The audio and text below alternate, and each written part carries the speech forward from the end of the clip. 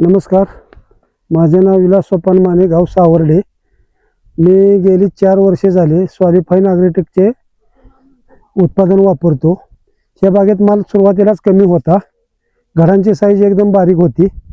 तर त्यासाठी सुरुवातीला वांस काढायच्या अगोदरच क्लासिक ग्रोथ 2 मिली आणि प्रीमियम झिंक 1 ग्रॅमने वापर केल्यानंतर घडाची साईज अगदी 1 नंबरची मिळाली।